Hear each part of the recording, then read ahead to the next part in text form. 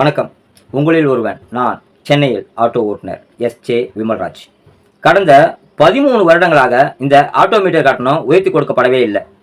இது மட்டும் இல்லாமல் இங்கே இருசக்கர வாகனங்களை வைத்துக்கொண்டு பொதுமக்களை ஏற்றிட்டு போகிறாங்க. கேட்டால் பைக் டாக்ஸின்றாங்க. இங்கே வெள்ளை நிற பதகை வண்டியை நம்மளுடைய சட்டம் ஒருபோதும் டாக்ஸியாக ஏற்றுக்கிறது கிடையாது. மூணாவது, இந்த கார்ப்பரேட் நிறுவனங்கள் தன்னிச்சையாக செயல்படுறாங்க.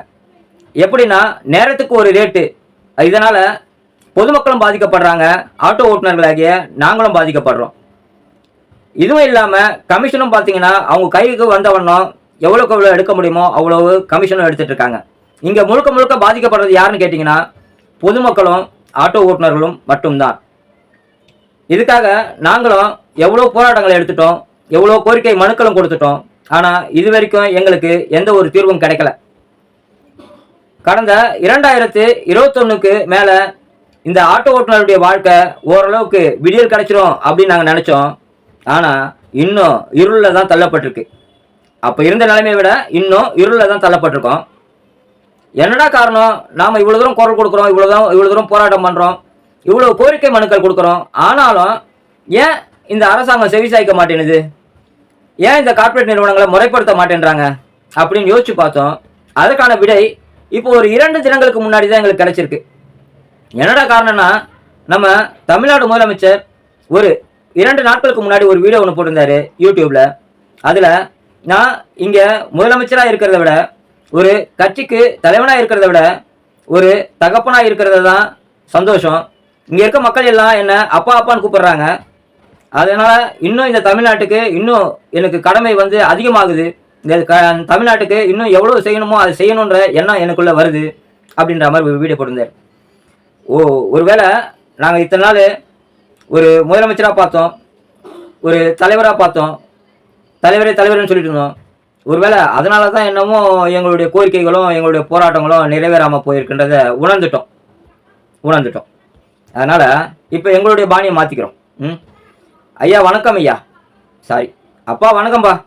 அப்பா, இந்த 2021 நீங்கள் ஆட்சிக்கு வர்றதுக்கு முன்னாடி காக்கி சட்டையை போட்டுட்டு ரோட்டில் வந்து நின்னீங்க, ஞாபகம் இருக்கா? ஆட்டோ ஓட்டுநருக்காக குரல் கொடுத்தீங்களே, அது கொஞ்சம் ஞாபகப்படுத்தி பாருங்கப்பா. அது கொஞ்சம் ஞாபகப்படுத்தி பாருங்க. அப்பா, இந்த ஆட்டோமீட்டர் கட்டணத்தை கொஞ்சம் மாற்றி கொடுக்க சொல்லுங்கப்பா. 12 வருஷம் ஆச்சுப்பா. அப்போ மாற்றியே கொடுக்க மாட்டாங்கப்பா. உங்கள் மகன்கள்லாம் நாங்கள் எவ்வளோ கஷ்டப்பட்டுட்டு இருக்கோம். அது மட்டும் இல்லாமல் இந்த இருசக்கர வாகனத்தை வச்சு ஓட்டிட்டு இருக்காங்க இங்கே பப்ளிக்கை ஏற்றிக்கிட்டு. அதை கொஞ்சம் ஸ்டாப் பண்ண சொல்லுங்கப்பா.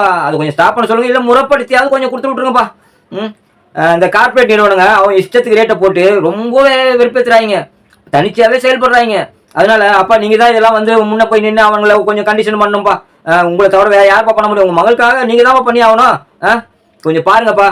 அப்பா கொஞ்சம் பாருங்கப்பா. வேறு யார்கிட்ட போய் ரெக்கமெண்ட் பண்ணுறது தெரியல. சரி, இன்னொருத்தருக்காக ரெக்கமெண்ட் பண்ணுறதுக்கு அவர்கிட்ட சொல்கிறேன். அண்ணா உதயண்ணா, வாணா இங்கே அப்பாட்ட கொஞ்சம் ரெக்கமெண்ட் பண்ண பாருங்கள். ஆட்டோ டிரைவர்லாம் எவ்வளோ லோல் பட்டுருக்கோம், குடும்பங்கள்லாம் எவ்வளோ லோல் பட்டுருக்கு. அப்புறம் பாருங்கள், எலெக்ஷன் வேறு வந்துச்சு. இன்னும் ஒரு வருஷம் தான் இருக்குது. இந்த ஒரு வருஷத்துக்குள்ளே நீங்கள் முடிச்சு கொடுத்தீங்கன்னா தான் ஆச்சு. கொஞ்சம் அப்பாவுக்கு சொல்லுங்கள், இந்த ஒரு வருஷத்துக்குள்ளே கொஞ்சம் முடிச்சு கொடுத்தீங்கன்னா தான் ஆச்சு. இல்லைன்னா பயப்பிள்ளைங்க, மோசமான பயப்பிள்ளைங்கப்பா இந்த ஆட்டோக்காரங்களாம். அவங்க ஒருத்தர் 2 பேர் கிடையாது, இங்கே லட்சக்கணக்கான ஆட்டோக்காரங்க இருக்காங்க.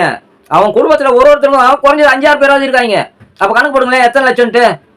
கொஞ்சம் பாருங்கள். இன்னும் ஒரு வருஷம் தான் இருக்குது, ஞாபகத்தில் வச்சுங்க. இன்னும் ஒரு வருஷம் தான் இருக்குது. அப்பாட்ட கொஞ்சம் எடுத்து